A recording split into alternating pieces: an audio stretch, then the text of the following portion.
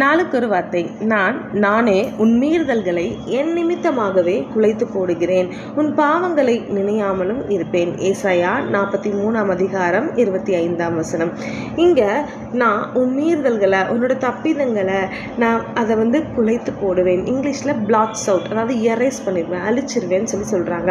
உன் பாவங்களை நினையாமலும் இருப்பேன் அப்படின்னு சொல்லி கர்த்தர் சொல்கிறாரு. அதாவது நீ எந்த பாவம் பண்ணிட்டு வந்தாலும், நீ எப்படிப்பட்ட நிலைமையில இருந்தாலும், பாவத்தோடு ஃபுல்லாக இருந்தாலும் அதெல்லாவற்றையும் அழித்து கழுவி நான் திருப்பி அந்த பாஸ்ட் நினைக்க மாட்டேன்னு கர்த்தர் நமக்கு வாக்கு கொடுக்கிறவராக இருக்கிறார். பாருங்கள், மனுஷர்கள் நம்ம பண்ண பாவத்தை, நம்ம முன்னாடி செய்ததை நமக்கு குத்தி காமிச்சிட்டு தான் இருப்பாங்க. ஆனால் கர்த்தர் சொல்கிறாரு, அதெல்லாவற்றையும் நான் மன்னிச்சிடுறேன்ப்பா, அழிச்சிடுறேன்ப்பா, அதெல்லாம் நான் திருப்பி நினைக்க மாட்டேன்ப்பா, நீ என் பக்கத்தில் மட்டும் வந்தால் போதுன்னு சொல்லி அப்படி அரவணைக்கிற கர்த்தர், அன்புள்ள தகப்பன், மன்னிக்கிற தகப்பன் நம்மளோடு கூட இருக்கிறார். அதனால் தைரியமாய் ஆண்டவரிடத்தில் வருவோம். தேவனுக்கே மகிமை உண்டாவதாக.